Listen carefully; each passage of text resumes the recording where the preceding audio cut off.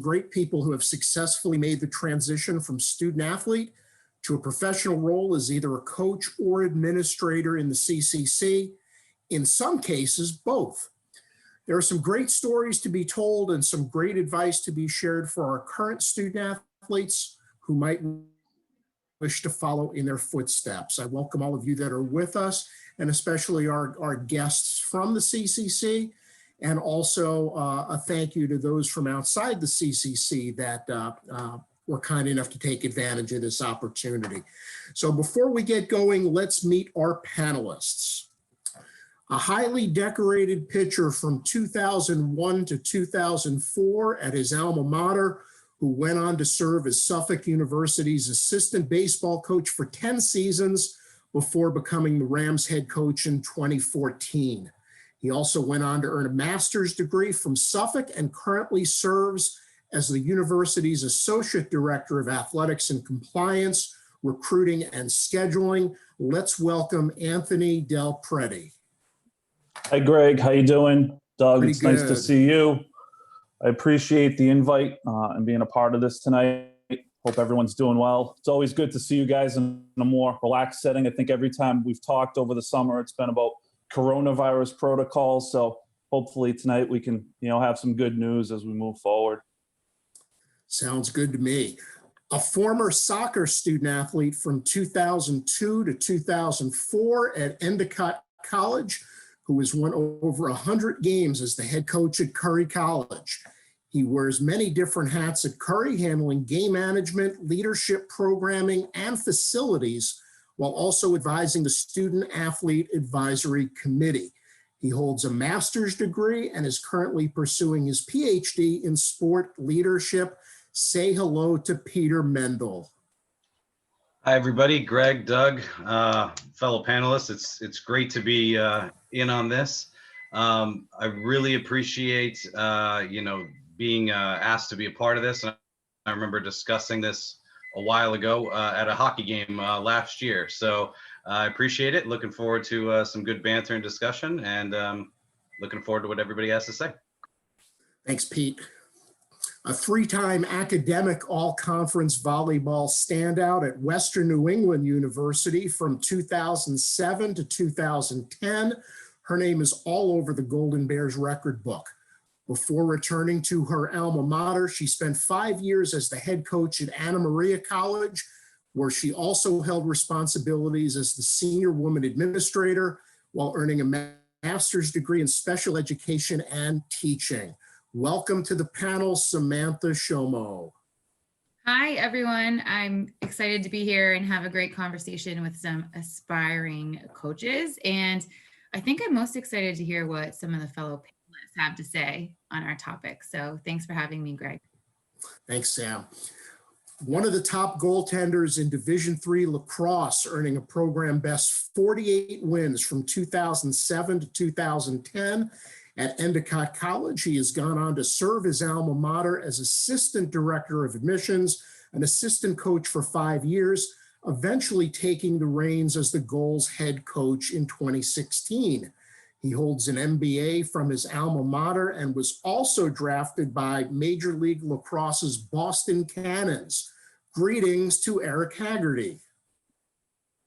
Thanks, Greg, and thank you, Doug, for organizing this. And I know we all have a lot of Zooms going on in our lives, and this is definitely a unique one. I've never been on a panel like this with students from other schools, and just excited for the opportunity to hopefully share a little bit of insight, and appreciate everybody jumping on. Thanks, Eric. And last but not least, a four-time All-CCC softball player at Roger Williams. She started in and played in every one of the 170 games of her collegiate career before embarking on a 6-year run as the Hawks assistant coach, helping guide Roger Williams to the program's first ever NCAA tournament win in 2013. A marketing major who has also earned a master's degree from Northeastern University, she became the head coach at Wentworth in 2019 and immediately produced the program's highest win total since 2010. A big welcome to Erica Castro. Thanks, Greg and Doug, for having us. I'm excited to get all this started and share some stories, hear some stories. And I hope that this is a, informative event and we can keep the tradition alive going forward. But thanks for having me again. Thanks, Erica. Okay, before we ask our panelists some questions, a reminder that our audience can ask questions of our panelists by using the chat feature, which will be monitored by CCC Associate Commissioner Doug Chin. Doug will let us know that a question has been submitted. We may not be able to get to all of them, but we'll try our best. And a reminder to our panelists that they are free to respond or ask questions of each other. Let's do it. Our first question, it's a two-parter. Did you set out to work in athletics, and when did you decide that you wanted to make athletics your career? We'll start with Anthony. Yeah, so for me, I don't know if there was like one moment in time where I kind of chose this career path. I was pretty fortunate after college where I was able to go on and play some independent baseball for 3 seasons. While I was doing that, I was helping, the Suffolk team as an assistant coach. It also allowed me to stay in shape. Come 2007, I got to the age of 25 where, I was either going to take the next step or this was going to kind of go nowhere. So prior to leaving for Indiana that summer, I decided to apply for grad school and knew that, if the baseball playing career wasn't going to pan out for me, that coaching was something that I wanted to do. I enjoyed the game. I enjoyed teaching. I enjoyed, the camaraderie and all that stuff. For me, working in a cubicle, I don't think would really be a fit. I just don't think I have the attention span for it. So come, 2007, didn't have the best of seasons, and halfway through, I ended up getting my release. Was pretty set with the backup plan, was able to start, my graduate program that fall. That was a 3-semester program at Suffolk. When I finished that, I lucked out with a sports information job opened up. I jumped on that. I looked at it as an opportunity where it was a full-time position, but also allowed me to coach. So I did that for 6 years. And then when we made the transition, and Carrie McConnell, who was our athletic director now, who was the previous baseball coach at the time, when he took over, he handed me the baseball program, basically said, don't screw this up. But it was good, transition for me there. In terms of, goals, I think always being in baseball, that's my number one passion, and somewhere, I always wanted to kind of follow through on. Thanks, Anthony. Same questions for Peter. Yeah, well, I think when I was in high school, when I started in college, I'd always worked camps and clinics, back in my hometown for various coaches. And I always kind of really enjoyed that summer job and being a part of that. And from there, it just kind of happened, a series of events where I picked up an injury the last half of my college career. A couple people guided me to kind of start at a young age, and again through some connections, started coaching club soccer before I had even graduated, and then picked up a graduate assistant spot at Salem State just down the road. And we had our sports information director at the time go out on medical leave, so I had to pick up some slack doing that. Was doing intramurals coordinator and assistant coach of the soccer program as well. So I kind of really got thrown into it and really enjoyed what I was doing. And kind of from that moment, really decided that was something that I enjoyed. It was a passion. I liked all aspects of it, some more than others certainly, but it was just kind of just a series of fortunate events that got me to that point. And, been very happy ever since where I am now. So. Sounds good. Samantha, how about you? I never planned to be a coach. I never planned to be in college athletics. I always planned to be a teacher, specifically elementary. And then after graduation, I applied to a few jobs, and I saw on the NCAA job market site a couple positions in collegiate coaching. So I applied for them, and that summer after graduating, I was offered a teaching position as well as a coaching position. And I decided to just try it on the coaching route, thinking if I didn't like it, I could head back into teaching. And then here we are almost 10 years later. And I'm so happy. I couldn't imagine doing anything else. So it was not planned, but it has worked out. Thank you. Eric, how about you? Yeah, I'm gonna follow similar to Samantha in terms of the fact that the coaching wasn't on my radar when I got to Endicott through high school. I think I'm similar to probably most 18 to 22-year-olds who, when asked what you want to do, my answer was always, I don't know.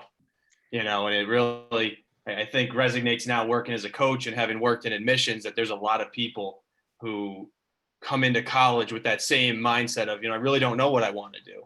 Even those that are confident, maybe they don't know what they want to do. But, the experience I had at Endicott was one where I ended up doing some internships, and, part of our model is you have to do 3 of them. And I remember my last one, my final shot, my dad always told me, he said, you're a competitor, you like team sports. He goes, you should go into sales. And the way he explained it, he kind of talked about sales as a team, and there's wins and losses, and it's competitive. And I said, wow, that sounds like what I want to do. I want to compete still, and I got into a sales role, and, I saw the world of inside sales, and, someone else mentioned that life of a cubicle. And I said, I can't do this. But thankfully, the opportunity to get my master's came up at Endicott. I stuck around and got my master's and continued to coach as a volunteer assistant for a couple of years. And that time came when, I kind of had to reevaluate and think about what I wanted to do long-term. And, one of the big takeaways I had was, I love the place of Endicott. I believe in the product. I worked with great people. I found a job in admissions, and I stayed in admissions and worked that role for a couple of years. And, the cards kind of fell when our previous coach took over as our associate athletic director to be the head coach. And, it kind of aligned in a unique way.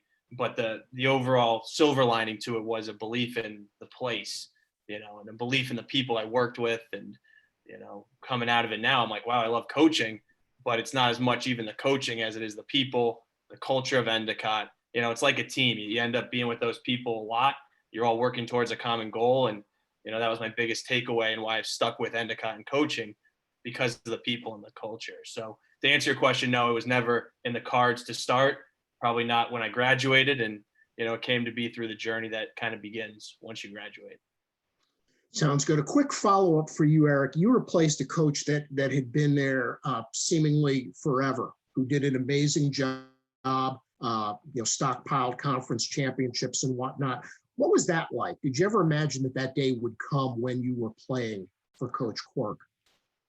Yeah, that's some good advice for people. It's hard to be the person after the person. If somebody has a job that they do a great job at, it's a daunting task to look at and go, wow, I have to follow that up.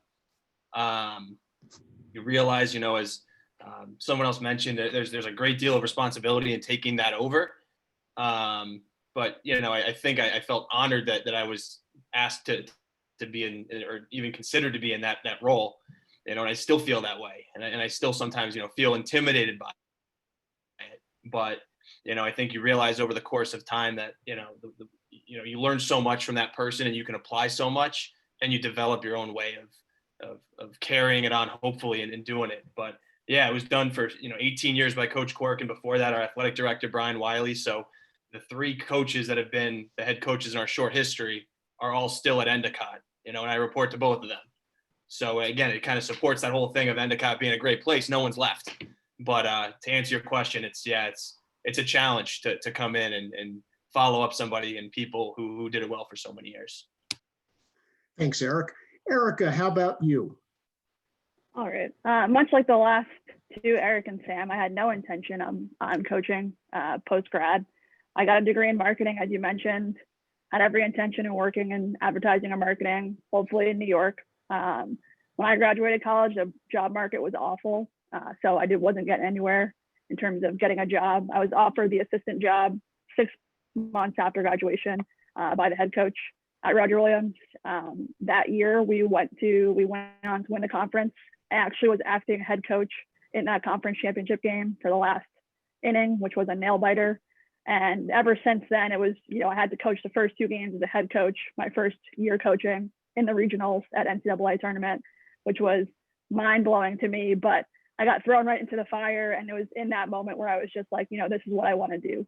Forget the marketing. I know I went to school 4 years, and said sorry to mom and dad that I went to school for all of that, and now I'm coaching. But I went on to coach at Roger Williams for 6 years, and then I did grad school my last 2 years there. I got my degree in sports leadership from Northeastern, got the head coaching job at Wentworth, and I was able to take over a program that, was really, basically a clean slate to really build and progress. And we did it pretty rapidly, which I'm proud of, but it's an opportunity I never thought I'd have. And I'm pretty thankful to be able to pay back what I call pay back my debts. I'm forever indebted to the game of softball and just sports in general for everything it's given me, especially a career, which I never thought I'd have. So being able to pay it back every single day, doing what I love, I really can't complain. So, I'm happy that I was given the opportunity back in 2013, and I'm hoping to just continue to ride it out and, make an impact on as many people as possible through the rest of my coaching years. So That sounds great. Second question is going to be a real quick one. Listening to everybody's responses and everybody's initial comments, I think you've answered what was going to be my first follow-up question. Are you happy that you chose athletics for your career? Because I sense that everybody has. Let's just go down the line. What role would you ultimately like to be in? Or are you pretty much just focused on the moment right now? Anthony? Yeah, right now I'm content with coaching baseball. I think long term, who knows where this kind of journey will take me, but I really enjoy the coaching and working with the athletes day to day, and every season's a new challenge, and that's really what I enjoy the most about it. Thanks. Pete? Yeah, to echo Anthony, I love being on the field. I love working with our student athletes.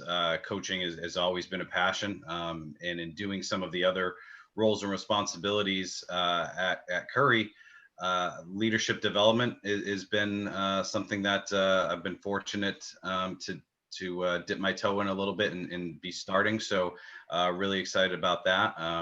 But I think it can change quickly, but I really still have that passion to be on the field every day. I don't think there's much better than that. Thanks. Sam? I love coaching. I want to coach as long as I can. But I actually just decided to pursue an additional master's degree in organizational leadership. And someday I would love to coach our coaches. We have a really big graduate assistant program, and I would down the road like to get involved in mentoring them a little more. Sounds great. Eric? Yeah, I'm relatively young in coaching, I think. I don't know if I am still, but I still tell myself that. But yeah, I feel the same sense of passion for being on the field, but I think more so the recruiting piece. I think coaching is holistic in the sense that, you're an athletic administrator, you're in the admissions office, you're working with young people at the most exciting time in their life, so whatever it is that you're choosing as your path, that coaching has that, so I think in the near term, it seems, it has everything you want and challenges you in every way you want to be challenged. And yeah, I love the world that we're in. Sounds good. Erica? Much of the same. I'd like to continue coaching as long as possible. I'm still really new to the world of coaching. I'd also like to, first and foremost, be full-time eventually, as well as further down the road, just becoming an administrator at some level, whether it be in communications department within the same athletic department that I coach in, and then, further down the road, really far down the road, would be athletic director position, but definitely staying in in administration once I finish coaching, but hopefully that's not for any time in the near future. Sounds really good. Thank you. Doug, do we have any questions from the audience? Yeah, and I think this is one that kind of fits in with the theme that we were just talking about. Sam mentioned that she's thinking about getting another master's degree. All of our panelists today have higher degrees beyond their bachelor's. So the question that we had from our crowd is, do you recommend graduate school right after graduation, or is it better to wait and gain real life experience first? We'll throw that out there for anybody that wants to tackle it. That's a great question that I think just about everybody has. Any thoughts? I would recommend getting some hands-on experience before pursuing your graduate degree. I think, for myself, I took an administration of higher education program. I think one of the things that helped kind of expand the curriculum for me personally was having some experience coaching and then taking that into the classroom. It just made everything that we were learning just more approachable and understandable. I think there's some benefit too to getting some, to getting into coaching, depending on what opportunities are out there. As you probably are getting close to that time of looking at, careers in coaching, that sometimes a great way to get your foot in the door is you end up at a place getting a master's. And, I shared that before, but the opportunity comes up to coach, and potentially it's that GA spot that some places may have and are fortunate to. But, if you're sitting there going, wow, I really want to dive into this, and, what's the best way to get your foot in the door, it may be that master's. We have a new coach, a guy who just graduated, who's with us this year, and he had reached out after his playing career that he was getting his master's at Endicott, and what better person to kind of get involved than a person who just graduated, who's already here now as a grad student. So, if you're really thinking the coaching is the route to take, then I think maybe getting that master's right away has some merit.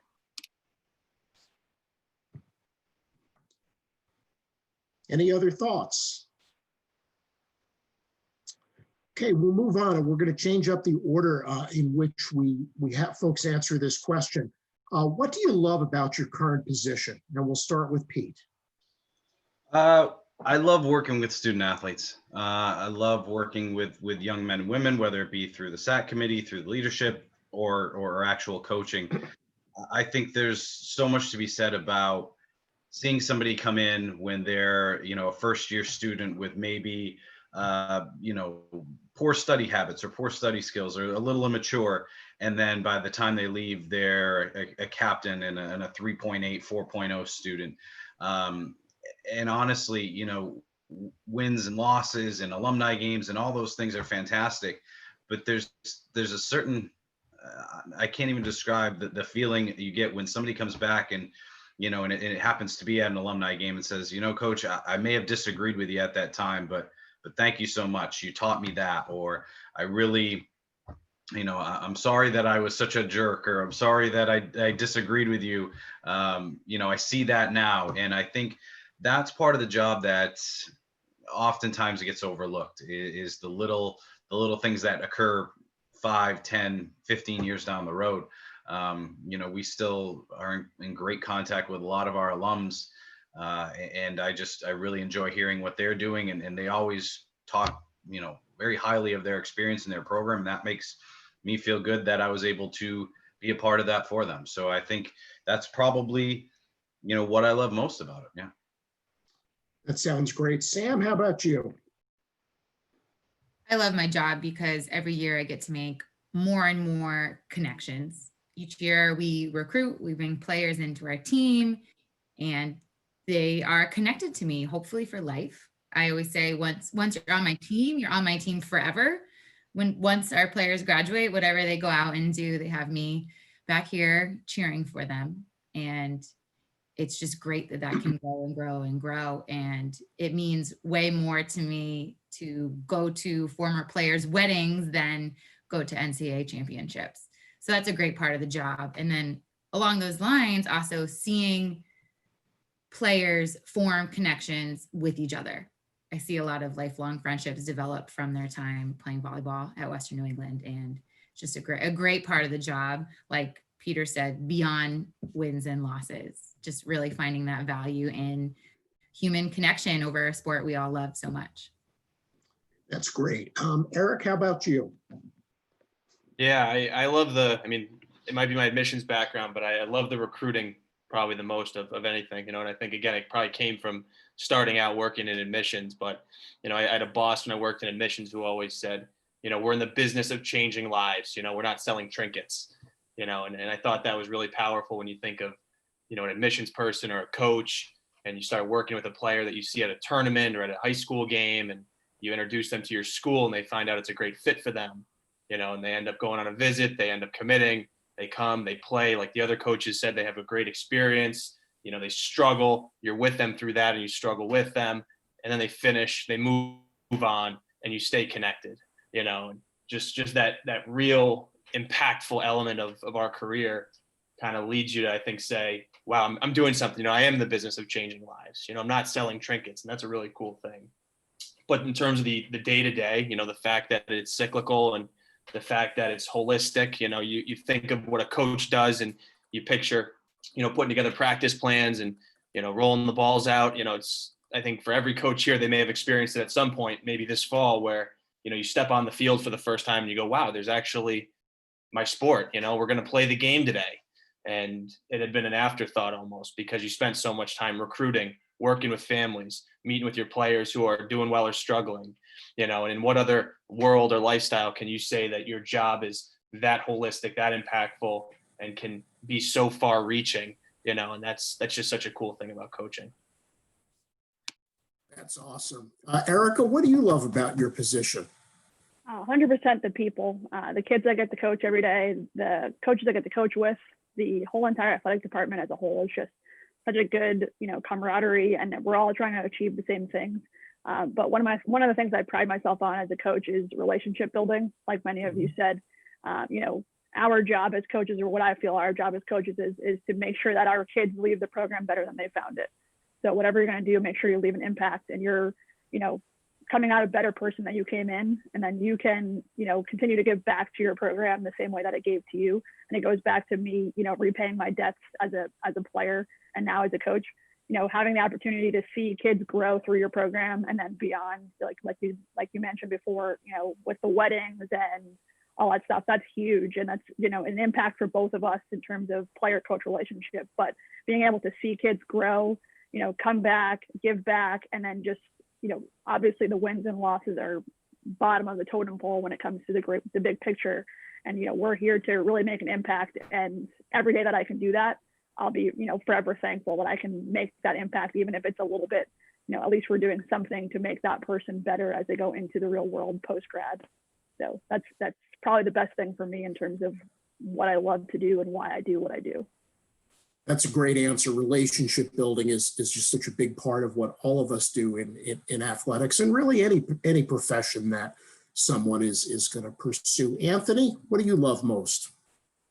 Yeah, just to, echo off, everybody else's sentiments. Definitely watching the growth of your athletes is certainly rewarding. When they come in, usually as 18-year-old wide-eyed freshmen, and then seeing them, mature and grow over the course of their 4 years, and, leave your program as adults and prepared to take the next step in your life. Watching that day-to-day growth is certainly rewarding.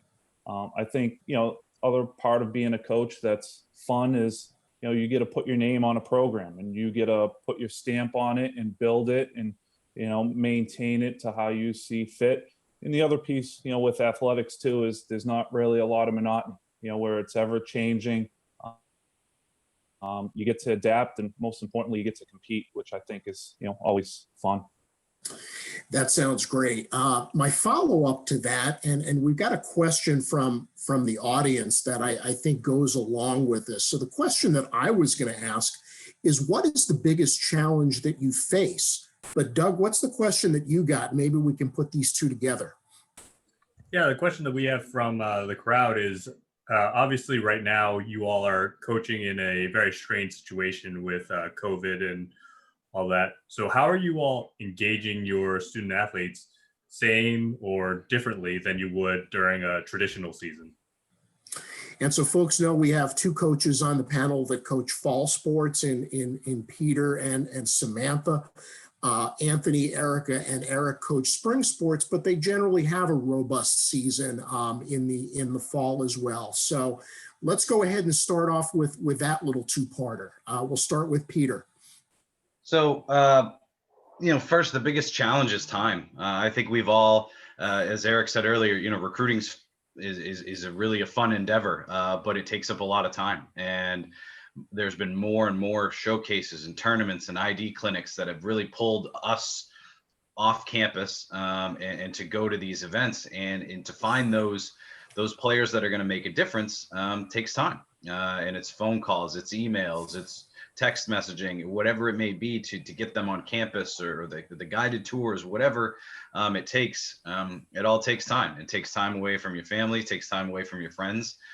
So that is probably, the biggest challenge. And right now, it's being creative. It's finding ways that work for your team, and not every team is going to respond the same. There could be different challenges through TikTok or social media. There could be video game challenges. There could be, community service projects or virtual runs. It's really kind of figuring out what works best for your team. And that's how we try to keep them engaged. And when you get out on the field, that's a gift at this point. And you can't take that for granted. And being out there is just a phenomenal experience, but trying to figure out other ways. If you try to force things upon student athletes, you're not going to get the response you're looking for. But ask your student athletes what they want to do. What do they see? What do they like? Maybe they all virtually watch a game or watch a game film from years past, whatever it may be, to try to keep them together, doing something together. I think that's how we've kind of worked with this and gone forward with it. Guest speakers, alumni speakers, whatever it may be. And I'm sure all the coaches have tons of different ways that we've kept our student athletes engaged. And I don't think there's one perfect answer. I think it's just what works best for you and your team. That sounds great. Sam, what about you? What's your biggest challenges, especially now in this crazy year? Actually, what I originally wrote in my notes as a biggest challenge ties into this current 2020 year. So I think one of the biggest challenges that we face as coaches is staying focused on the process and not getting wrapped up completely in the results. We're competitive people by nature. We want to win. However, it's about so much more. We want to be in the process of making our student athletes better at volleyball, better at their sport, better people. 10 years from now, they might not remember their win-loss record, but they're going to remember some of the bigger concepts. And this fall season, without playing matches, has really forced me to focus on the process and encourage my players to focus on the process. We're fortunate enough to practice together 4 times a week, but we're still in that limbo without a match. So we have to really take hard looks at ourselves as individual players, myself as a coach, as a team, and where we're at getting better at our sport and better as people without those tally marks in the win-loss column. So it's been interesting. And like Peter said, we're all doing the best we can and learning and working through the process together. Thank you. Eric, how about you? I think it kind of ties back a little to what the great part of coaching is, and whether it's leadership in business or leadership in sport. I think you're sometimes defined by, how you lead through crisis. There was a really good Harvard Business Review that came out a few months ago, kind of related to the pandemic, to address that, and the whole topic was, how do you lead through crisis? If you're a coach or a CEO or a boss, how do you put your team in a spot to move forward during these moments? And there's creative ways like these other coaches have said, but, I think that's something that each one is different, and there's no playbook for any number of challenges you face as a coach, whether it's a pandemic, whether it's coming off of a loss, whether it's players who deviate from that process that Samantha mentioned. It's what you're constantly faced with as a coach, is how do you handle the adversity in front of you, right? And you all are maybe on teams or coaches or want to be coaches. There's always something, right? And it's the response you have during those challenges, I think, that are fun, but also somewhat define the wins and the losses, right? How you respond to that. So, we're creative in what we do. It's being a thermostat and a thermometer, as the cliche goes, right? Where you got to read the room and take the temperature, and then you have to set the temperature, right? And I think as coaches, that's kind of our biggest job, is we need to read the room, get the temperature, and then help set the temperature to make sure we're all moving in the right direction. Awesome. Erica, how about you?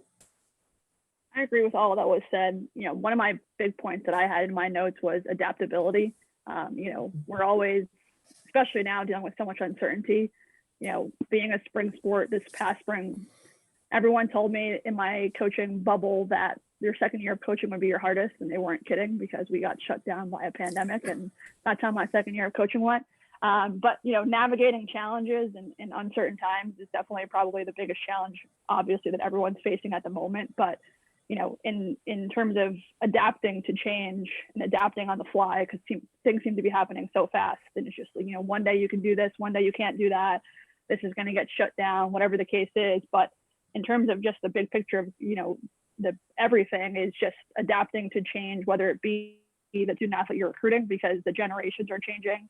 Who you're going to recruit is going to be, you might do more recruiting via Twitter than you would via email or via phone, like you would have, 10, 12 years ago. Now it's all through social media, at least from a softball standpoint. We're going through social media. So being able to adapt to change.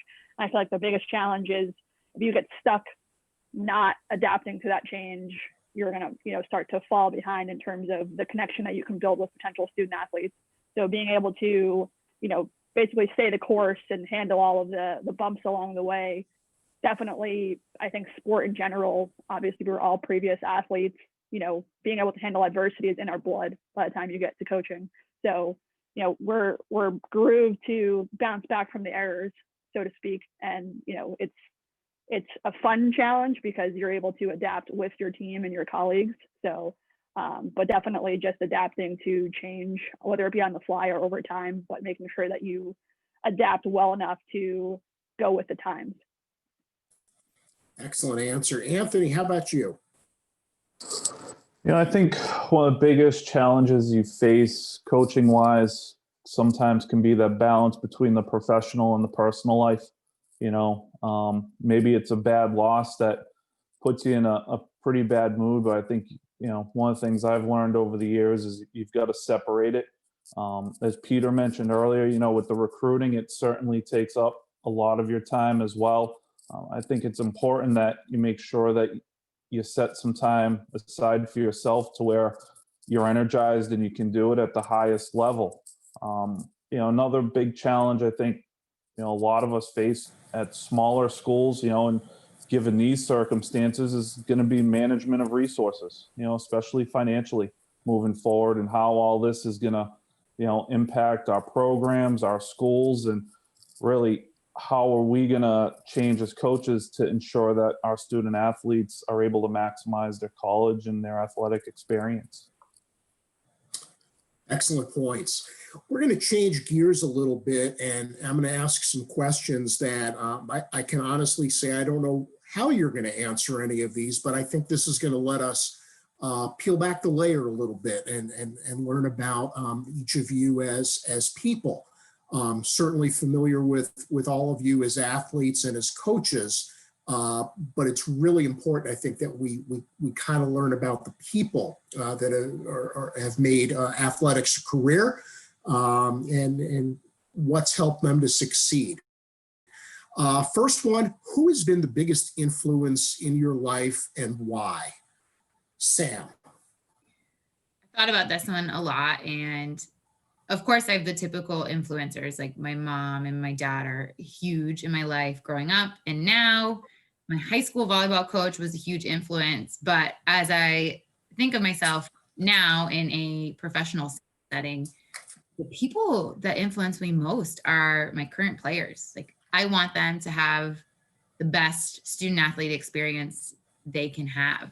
And we're in a career that, like Anthony was just saying, involves some sacrifice on your personal life and can be hard to balance. So it requires a lot of sacrifice and time, and it can be really emotionally challenging. But at the end of the day, I'm here for my players, and I want them to have a great experience. So they actually motivate me, maybe even more than I motivate them. I don't know, but they're really my biggest driving force.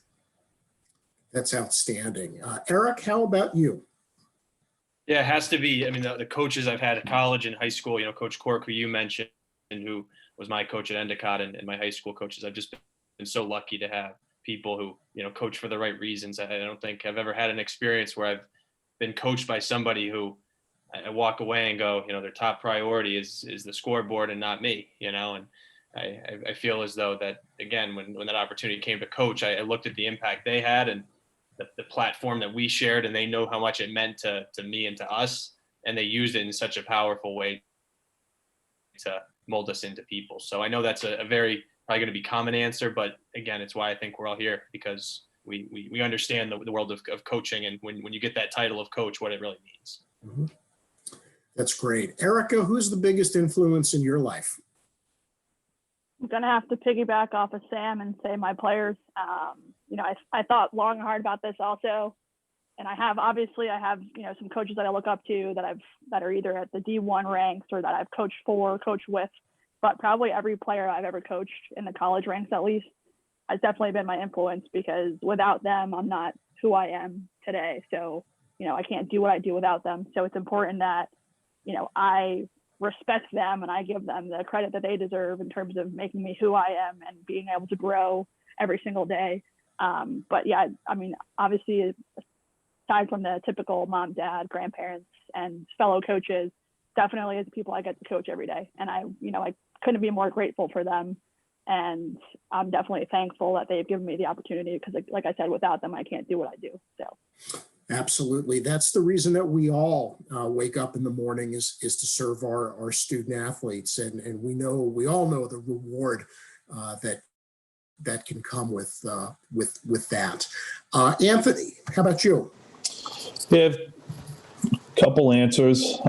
Certainly my parents, my mother and my father, for, building a life where I could be successful.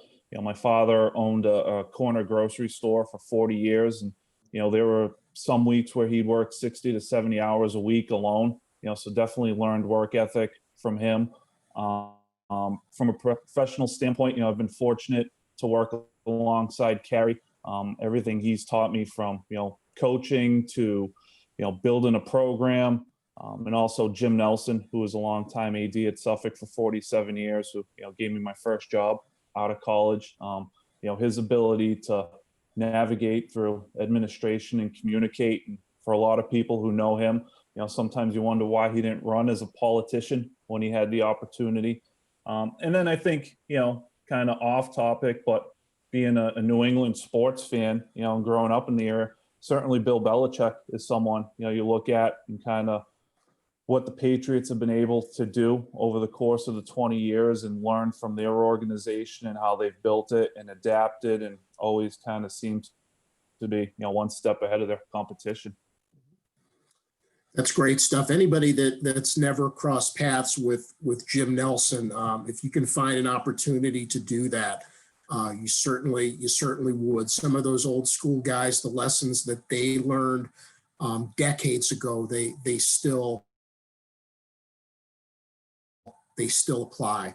Peter, how about you? I think it just like a lot of us have said, that there's a lot of people that go into kind of our success. And I think starting off family, kind of I remember nights where as a graduate assistant, I'm like eating ramen noodles. It's 11 o'clock at night, making phone calls or doing whatever, and thinking to myself, I'm not really sure if this is what I want to do.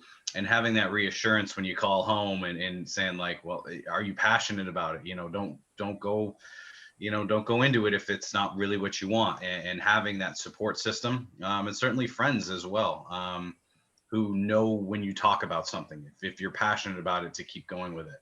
And I've been very fortunate to have those people in my life. I was very fortunate to our athletic director, Vinny Ruzzioni, gave me a shot when I was a very young coach, because I think I, portrayed my passion for it, and those things kind of make you want to do better, and make you want to be successful. And to go back to kind of what I touched on earlier is those being that coach that the players go back to. I was that guy. I want to say maybe 7 or 8 years ago, I emailed my high school basketball coach and said, when he retired, congratulations. And we shared a funny story, a funny moment, and that still with me. And so those things are, I think, throughout every stage of your life, somebody will have an influence on you. And there's certainly been players as well that make you stop and really reevaluate and think about why you do things and why you, pursue what you do, and reinvigorate that passion as well. That's great stuff. Continuing down that path of influences that you've had, what's the best piece of advice that you've ever received? And it can be about anything. Doesn't have to be about athletics, it can be about life in general. Eric, we'll start with you. Yeah, I saw your question. This is a tough one because you get a lot of good advice from people, but I thought it did tie to kind of this conversation, and maybe, in terms of, getting into coaching or athletic administration. And it was something my dad said. I actually have a sign in my office that says it, and it says, a bend in the road isn't the end of the road unless you fail to make the turn, and I think when it comes to coaching, it's a tough path. It really is to get into, I think athletics in general. And I think I always observed this as I was going through the early days of it, that a lot of people start and it seems to dwindle down. You don't get that immediate role. There's that bend in the road, and you just kind of continue to navigate the challenges, and ultimately you can end up somewhere good, even if you didn't think at the beginning you could get there. But I also think too, in the position probably a lot of the students on this call are in, was the fact that there really isn't a wrong answer as long as you do something, and if you're in that position where I'm looking at careers and I can't decide if I want to go to grad school or take the sales job or get a volunteer coaching job, it's daunting. It keeps you up at night. But I remember, my dad saying that too. So I guess he's an influence, but he goes, the only wrong answer is doing nothing, to take none of the jobs or to not go to school. Those are the wrong answers. He goes, you'll be fine in whatever else you choose to do, as long as you use the facts you're given, and I thought that was interesting, because I think we all face those challenges in every step of our lives where we have to make a decision and we get almost crippled by the decision, and there's no wrong answer as long as you do something, and that I thought really applied as we got into careers and life started moving forward. So I would say that was some pretty good advice. That's really great advice. Erica, how about you? Mine definitely is short and sweet. It's to be present. One of the ways I heard it recently was be where your feet are. So, don't get lost in the whirlwind that's surrounding you if you're just present in what you're doing. One of the coaches I used to coach with, she was a big believer in making sure that you're living in the moment. I know it's cliche and people hear it a lot, but with this past year that we've gone through, when everyone's thinking about what's going to happen in the future, this is what happened before, what's next season going to look like, what's 2 seasons from now going to look like, what is my recruiting class going to look like? We're trying to get through a practice. It's an hour and a half on a Tuesday night. We have to be there for that. We can't be worried about what's going to happen in the spring of 2021, the fall of 2021, when we're trying to focus on practice right now. And I tell this to my team a lot, and a lot of them are in here, so I'm sure they're all shaking their heads, even though you can't see them. But, it can go across so many things from sport to life. It's just, make sure that you be where your feet are, and you are where your feet are all the time, because you can get so easily caught up in what's going on. And whether it be, for student athletes that are trying to get into the real world, you're thinking about, oh my God, in 4 years, I have to have a job. Like, I have to have this job, or else, I didn't do anything that I was supposed to do. Or what if I don't? And, you worry about what's happening now in your college career and college athletics, make sure that you're staying where your feet are and that you're taking it. What I tell my team in softball is pitch by pitch. So we can't get ahead of ourselves. And I think that the more present you are in every situation and every part of your life and every aspect of your life, the more, happy, I guess, is the simpler way to put it, with what's happening in your life, because you won't be so caught up in what's next. Great stuff. Anthony, how about you? The best piece of advice I got was from Carrie, who told me, whatever you decide to do, make sure at 9 a.m. on Monday you enjoy going to work. Which I do. That's great. Absolutely. And that's what I'll say for any of the students that are out there, is if you're looking at athletics, take it from somebody who took a little bit of a hiatus. There's nothing more important than enjoying what you do. That's really wonderful advice, no matter what your passions might be. Peter, how about you?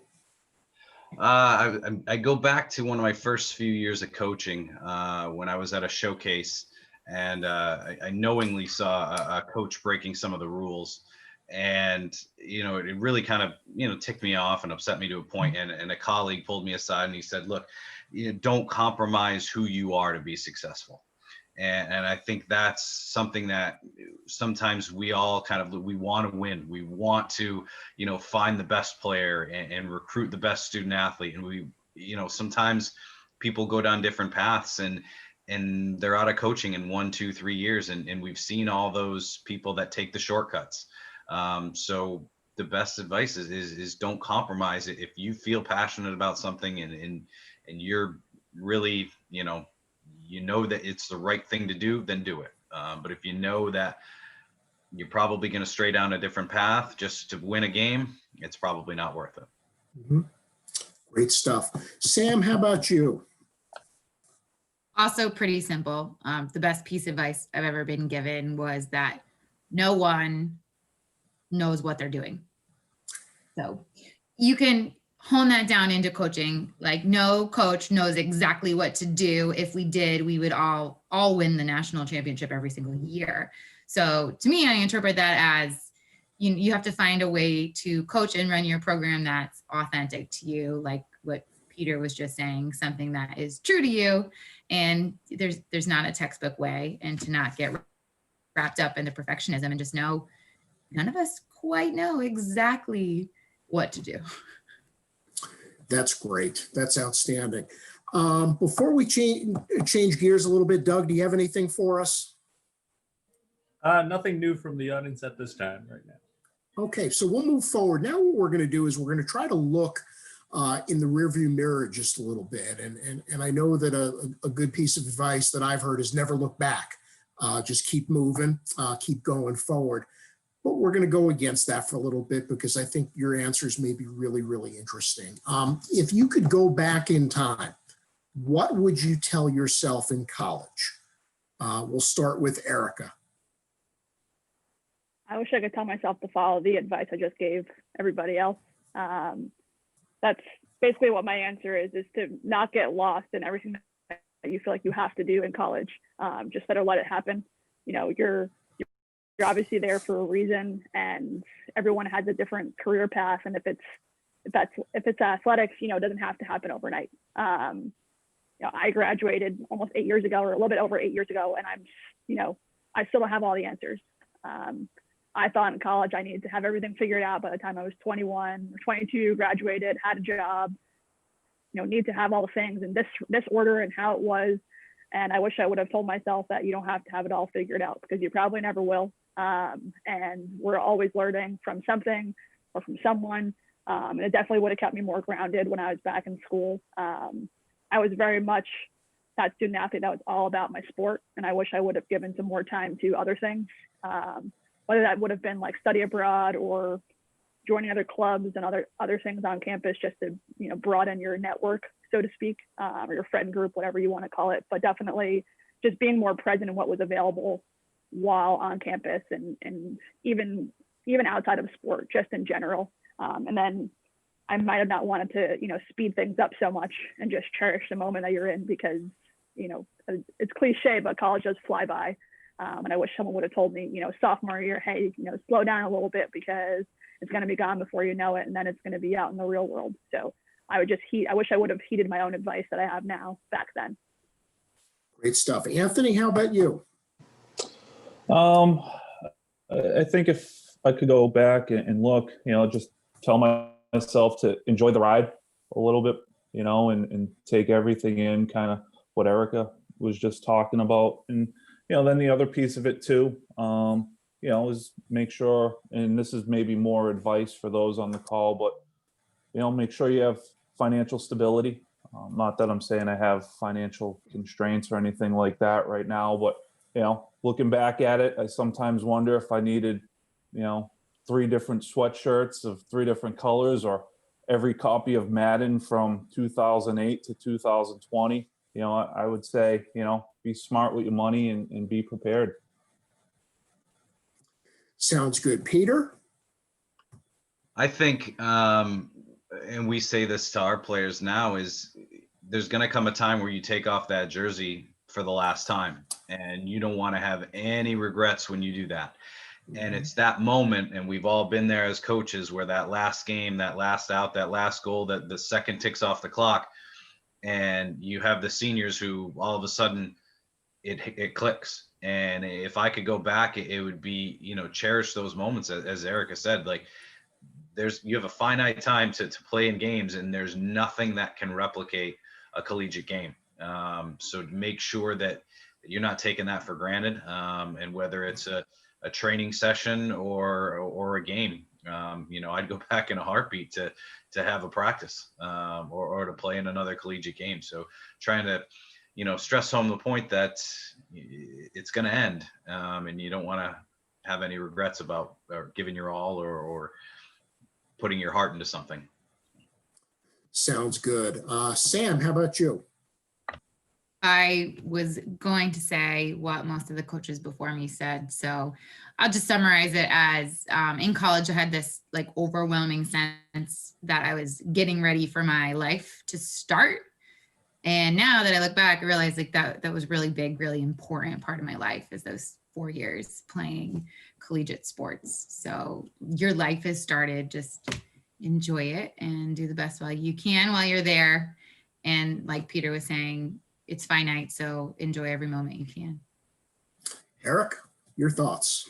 Yeah, I'll keep it really brief, but I think it's the network, and maybe from young men to young women, I think guys, a lot of times, we think, the sports will go on forever, but, I think if you look around and you see the people around you, that network is going to become those are your people through the rest of your life, and being able to take that network and grow it while you're in college, I think can, not benefit your life in a positive way, but also help you in whatever it is that you choose to do, and I think as athletes, we get stuck in our sports bubble so much. And, I again, through admissions, was connected to so many different groups at Endicott, and you watch the people who can really grow their network in a bigger way than just through sports. And, I think that those relationships last, but, I think we all take care of our teams, but to build a network around you that is vast, and it can have such a great impact for what we're talking about, careers, but just in terms of your life.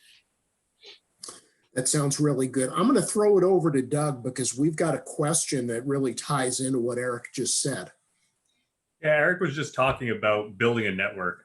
And I think most of us are in agreement that building a network is really key to getting that first job and all the subsequent jobs after that.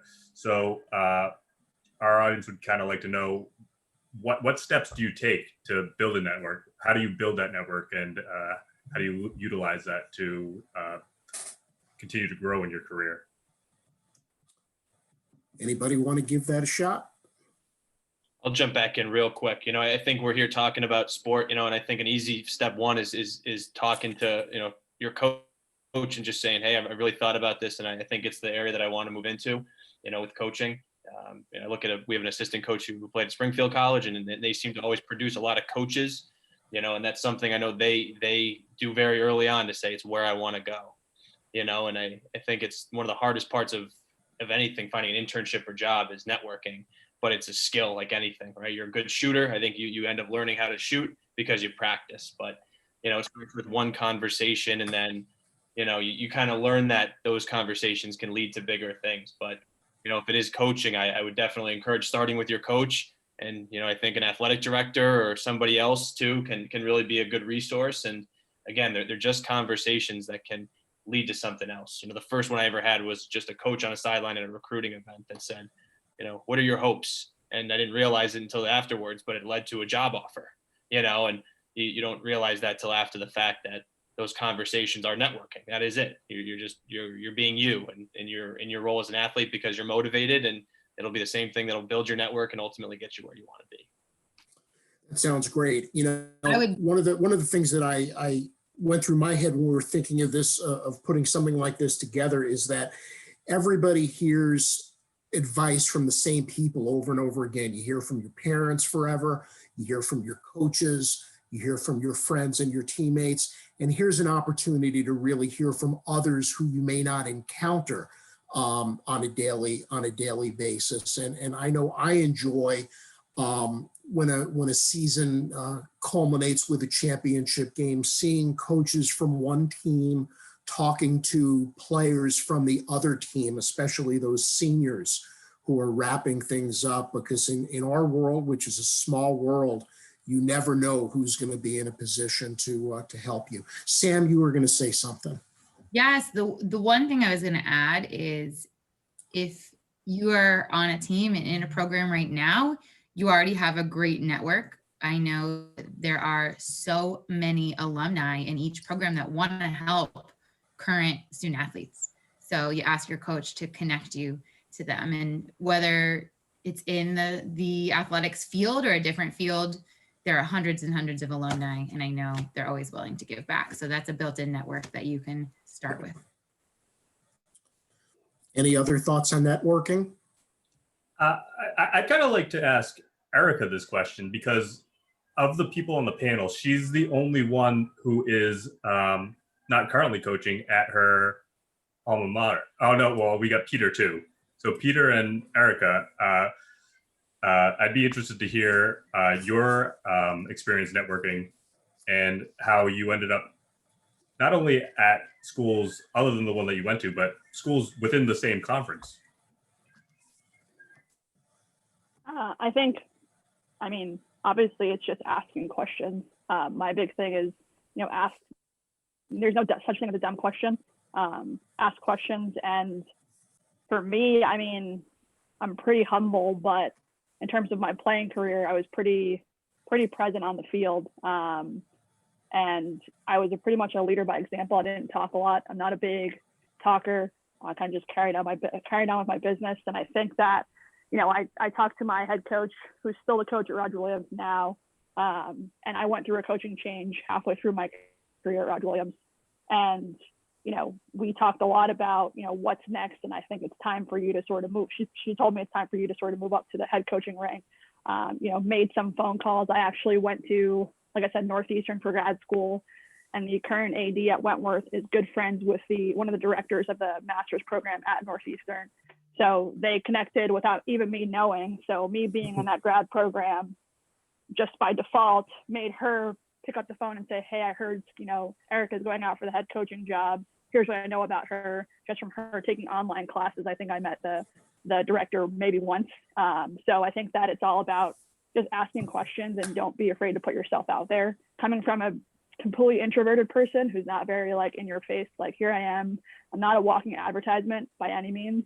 But definitely just keeping your connections strong, the ones that you do have and the ones that you have, because, I call it a coaching tree. When you're climbing up the tree, you're going to have to go by everyone that you've coached with or alongside. And it definitely helps I think it helped for me to go within conference, because more people know you and you get to sort of have that reputation as a player and a coach. And it's, I think important to use all of the resources that you have. Especially in conference, we're talking about knowing you guys as commissioners for as long as we have, both as a player and a coach now. And just that alone, if you're talking about going into the next step administration wise, you have that connection piece. And then doing panels like this, sort of helps. But I think that just being intertwined and woven into the fabric at Roger Williams and now into Wentworth, you're just sort of now connecting the two. So now you have your expanded coaching tree, and it goes from there. It just keeps growing. Yeah, I would say, take advantage of the opportunities that are presented to you. So, as we've all kind of said, speak to your coach about networking and where they've got. And that was my conversation. He said, oh, my friend is the coach at Salem State. So I gave him a call. He said, yeah, I'm looking for an assistant. I went over there and met with him. While I was there, I went over to the admissions office and asked if they had any job openings. I went and met with the athletic director, and that's how he said, oh, I actually have a graduate assistantship, but it's this, this, and this. I don't know if you'd be interested. And I said, sure, sign me up. And through that, I had these connections. And then from there, I went again, I think what you do during the summer can prove, invaluable, because working so many camps and clinics and showcases, I was roommates with different people who I was able to put on my resume. So when you get to a certain place and somebody looks at your resume and goes, how the heck do you know so-and-so and so-and-so? It really kind of diversifies you as well. So having the connections in conference is great, but it can be helpful. And At times, it's good to have those outside sources. It gets your foot in the door, but then once you're in the door, making sure you go and explore as well. That's great stuff. One of the things that I really enjoy is I've had a lot of times when after a game or if I just happen to be on a campus, I love when student athletes come over and introduce themselves to me. That is just such a great opportunity to spend some time, learn a little bit about them, and really get motivated. So absolutely, you never know who you're going to run into that you're going to be so happy that you made that connection. One of the things that I do quite a bit is I find myself constantly replaying things in my mind, whether it's things that I did or didn't do yesterday, or things that maybe I should have or shouldn't have done many, many years ago. And I'm curious, if you all had a do-over, is there anything that you would do differently? And we'll start with Anthony. I don't think there's anything I do differently. I think, given the path I've been on, I've been pretty fortunate to be where I'm at today. Now I'm pretty content with some of the decisions I've made. I've been, lucky where I've been able to surround myself with some good people, and have had a lot of people in my life who I think have looked out for my best interests. I think one thing as coaches, though, I would say is, we're always learning. So I guess if there was one piece of advice off this question, I would say is, don't second guess yourself, but learn from missed opportunities or learn from failures. As a coach, as a decision maker, I think you always want to have confidence in your decisions. And if you start to look back and second guess, some things, it may come off as a lack of confidence, and you may get yourself tangled up in a web. I think, even looking, during my 6 years from where I started to where I am now, how much I've learned in terms of, philosophies within the game. I think it's important that you always keep the door open in your head that, there's never enough information, and it's always, continue to learn and continue to grow. Really good stuff. Peter.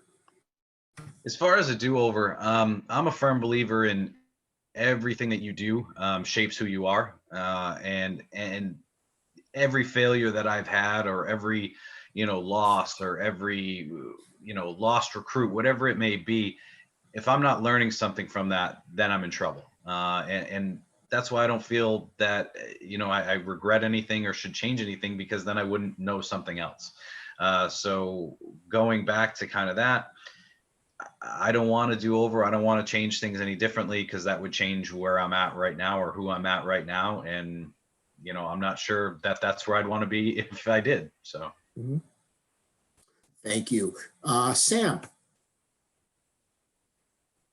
I think mine ties back into my best piece of advice I've ever been given, that no one knows what they're doing.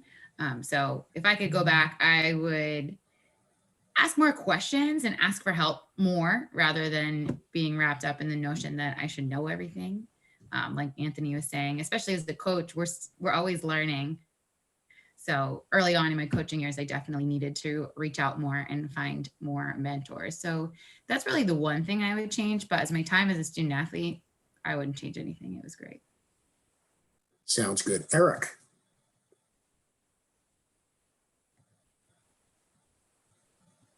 Sorry, I hit a wrong button. Can you hear me okay? You're good. No, I agree with everybody. I mean, I would follow Anthony. I'd go back to when the Patriots were down 28-3 in the Super Bowl, and take the halftime bet and bet that they would have won if I had known that.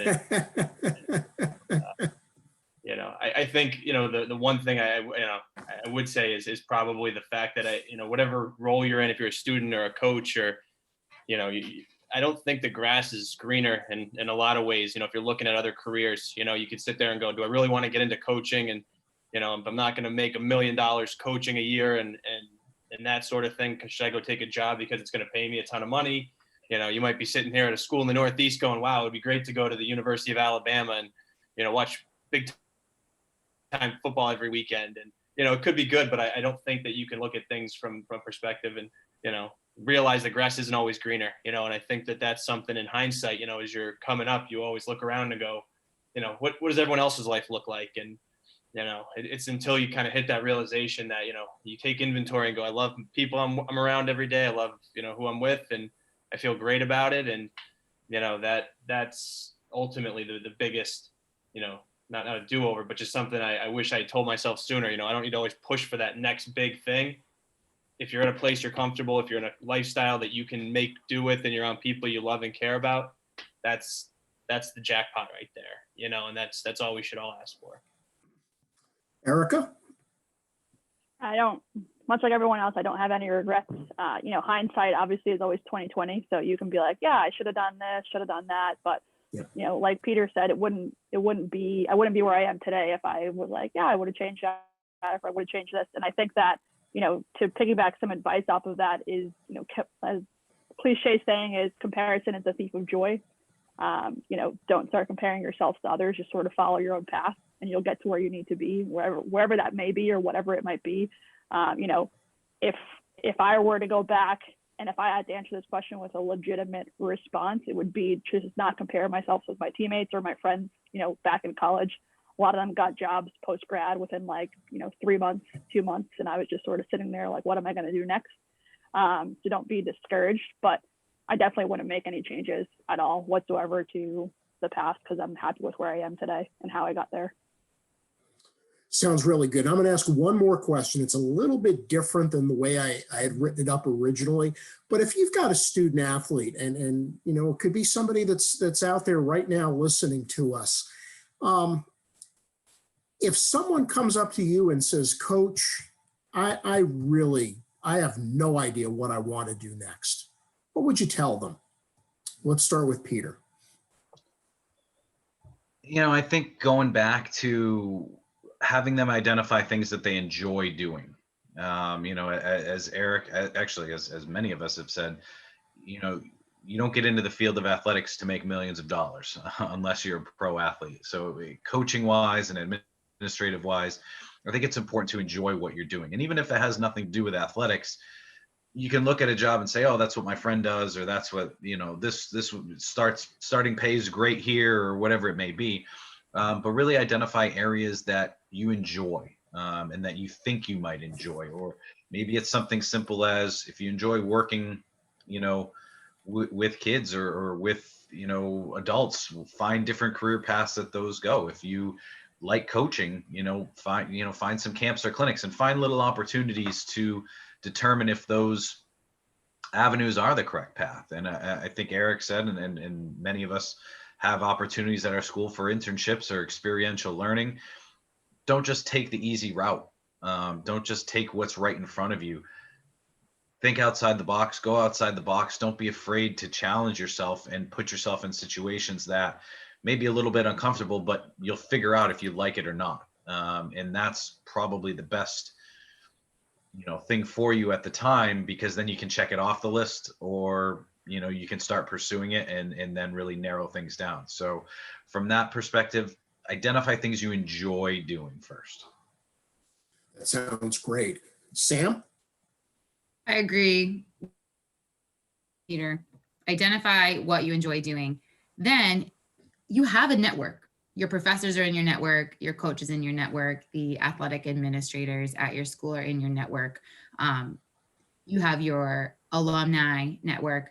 You need to ask your coach or ask a professor if they know anyone in that career, that field you're interested in, and then reach out. You're not going to build your own network by being silent. So something as simple as sending an email saying, hey, I am aspiring to be a blank, and asking that person what their career is like. And I know so many professionals who are open to having students shadow them because they want to help you and they want the next generation of their career to come through. So it's really about exploring some different options, but making the ask and putting yourself out there to go get some real life experience and learn what it's like in the real life.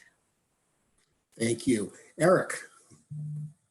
Yeah, I think if you really don't know what you want to do, I think you even one layer further is, maybe, excuse me, not just saying, what is it I think I want to do, but who are the people you connect with?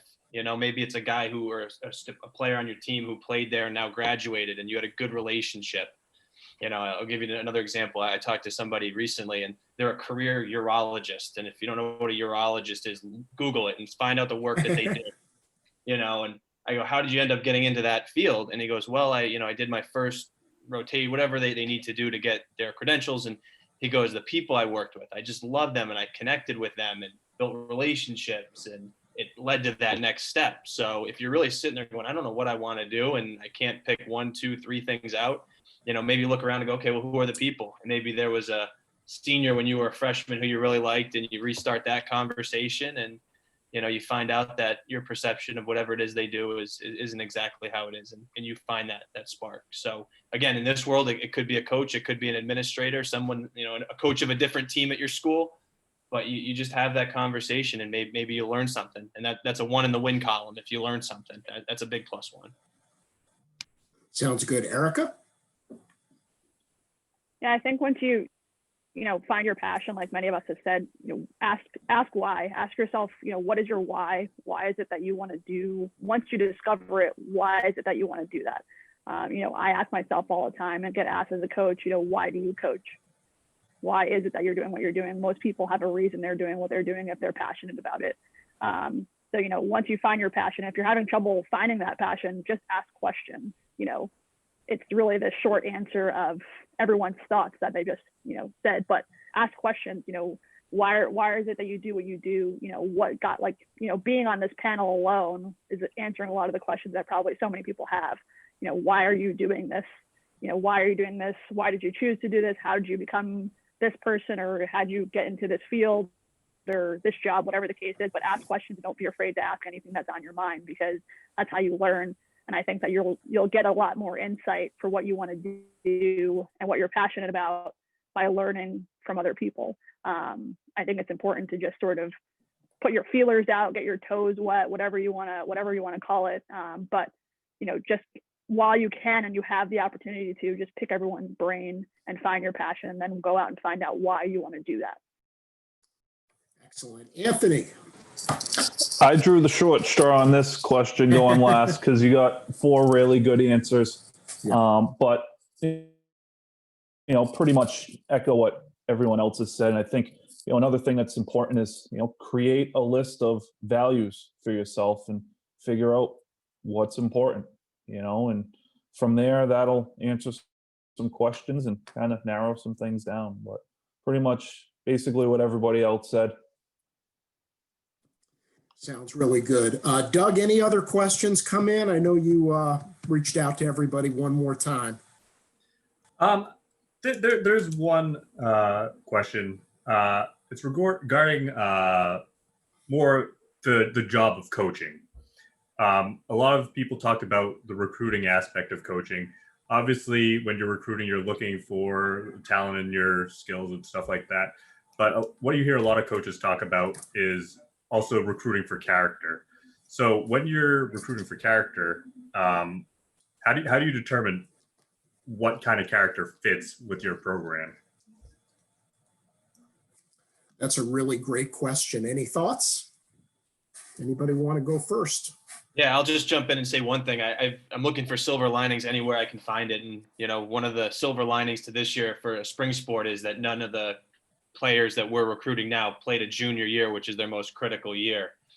You don't know who they are as players because they're not at their best, and you do have to really do more homework on that character side. And, it's and anybody can put on a shirt and tie and say the right thing in a meeting with the coach, but that's where it takes the homework of, talking to their high school coaches. And, I think that's probably the biggest instinct that I've developed as a coach is, the evaluating of character as a potential person you're welcoming into your program, and you don't realize it until you failed countless times with recruits and missed on ones that you thought were one thing, but weren't another, and ones you hit on.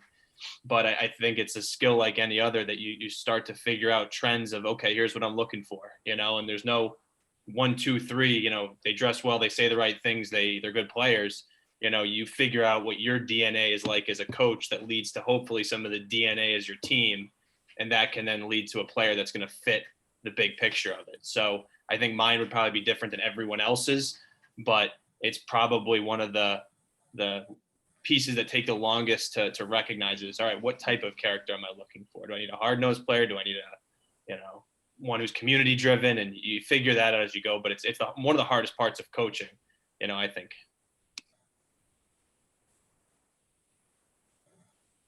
Anybody else want to tackle that one?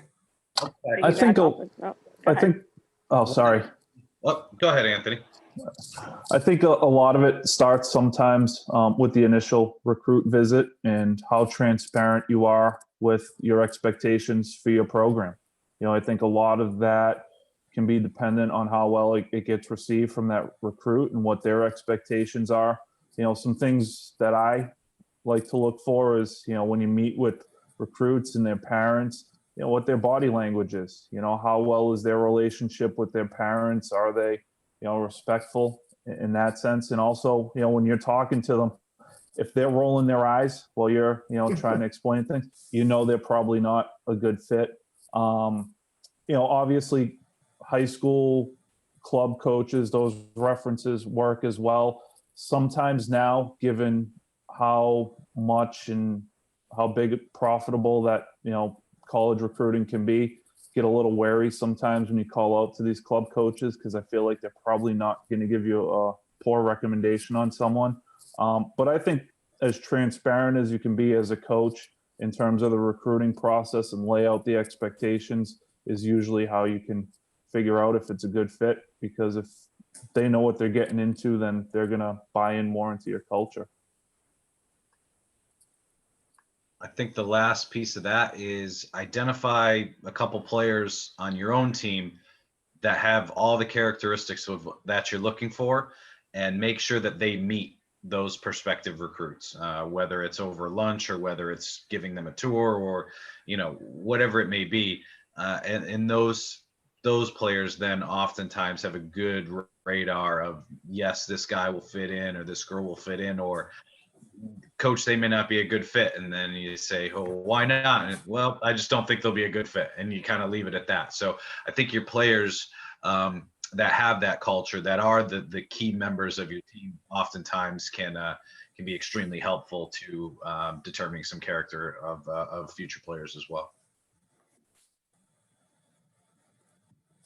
Sounds good. We're quickly coming up on 8:30, but before I wrap it up, any parting thoughts or words of wisdom that folks want to share? I think this has been outstanding. We've heard some really great messages, a lot of consistency in your messages. Is there anything else that any of our panelists would like to add? Yeah, I think, one thing for a lot of people when they get into college athletics, especially if, you end up working at a smaller school, it's not the most glamorous job at times, but it certainly is a very rewarding, career path. But one piece of advice that I would tell everybody is don't be afraid to get your hands dirty. I think if, you look at a lot of people on this call and a lot of the coaches in this conference, a lot of us wear multiple hats, around our departments. So you got to have a pretty expansive skill set. And with that, don't be afraid to put the extra effort in and try and make yourself as diverse as possible in terms of what you can do and what you can contribute to your department. Great advice. Yeah, I'll piggyback that by just saying that when opportunities come up, and it may be your first position, even if you're not familiar with something, tackle it, volunteer for it, be visible, be somebody that people can turn to, because that's the only way you're going to learn. And that's the only way you can determine what else you may be good at or what you may enjoy doing. And those that just sit back and go and punch the clock and come in, come out and focus solely on one thing, that's okay too. But I think being open and available to doing a lot of different things and also helps you be invaluable as well.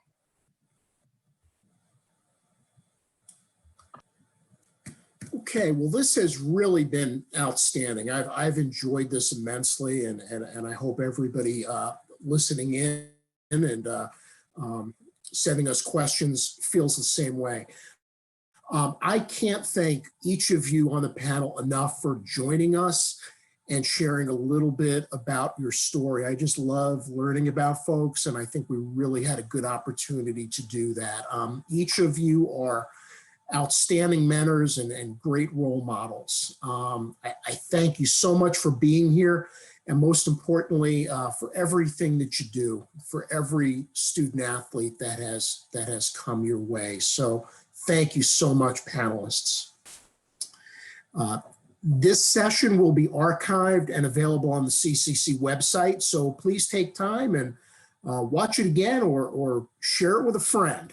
We've got another panel coming up tomorrow where we'll have 5 other coaches and administrators from different CCC schools sharing a little bit about their story. So we certainly welcome anybody back. Panelists, again, thank you so much.